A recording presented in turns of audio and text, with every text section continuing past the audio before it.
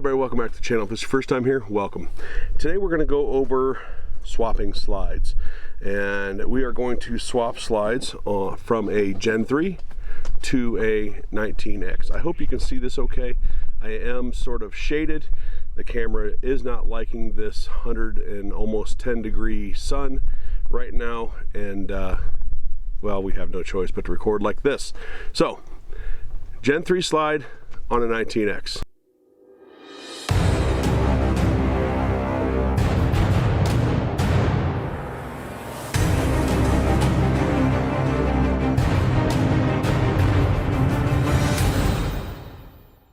Quickly, first, why would anybody want to put a Gen 3 slide on a G19X?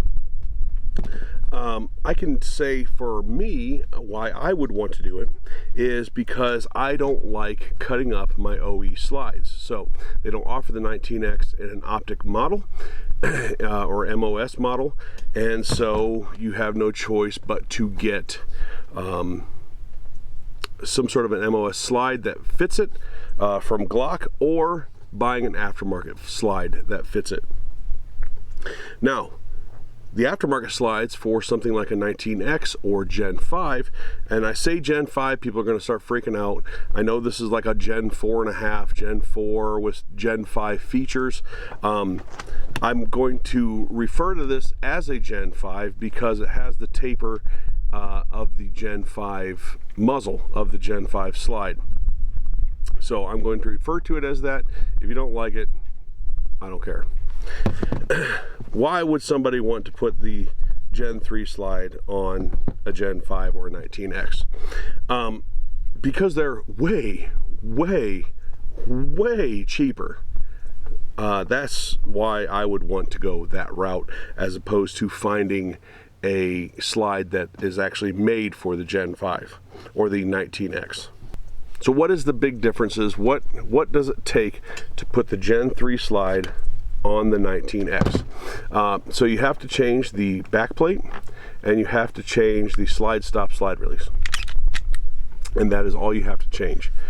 You have to put the Gen 3 slide stop slide release and Gen 3 back plate into the G19X frame and G19X slide.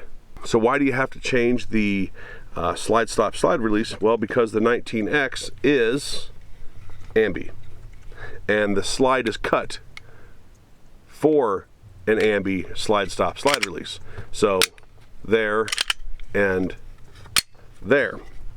On a Gen 3 slide, it is not cut on this side for a slide release. Therefore, you run the very high possibility of, no matter how good your mags are, that you will not end up in a slide lock situation.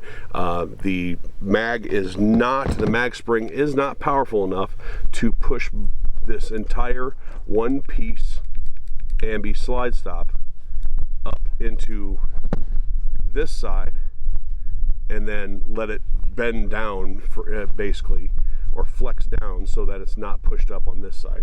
That's why you have to change the slide stop slide release. So I can't show you how it's done because YouTube doesn't like education, firearm education, but I have the 19X frame with the slide stop slide release out and the complete slide minus the back plate, and the Gen 3 complete slide minus the back plate, and the Gen 3 frame with the single-sided slide stop slide release. So let's put these and match them together. So what I have now is the 19X frame with the single-sided slide stop in it. Notice it missing from this side. And the Gen 3 complete slide, the Gen 3 barrel, Gen 3 recoil spring, Gen 3 internals with the 19X base plate or back plate. And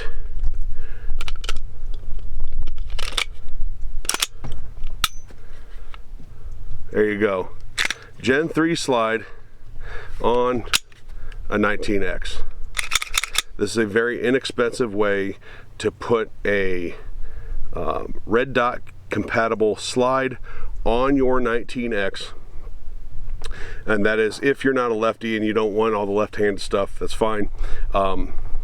But works great. We're going to load it up and test it for you so I can prove that it does in fact work, and we'll get this video ended. All right, so we got the Gen 3 slide on the 19X. Again, this is a very inexpensive way to get a optic cut slide on your 19X without paying the big bucks for the more expensive newer ones. 10 rounds in an ETS mag, chambered just fine, and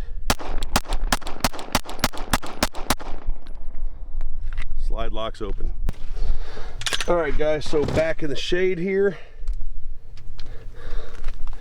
and I'm not saying that this is what you should do.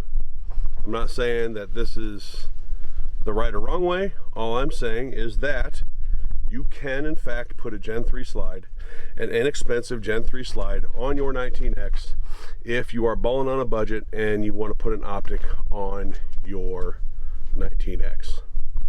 So here you go.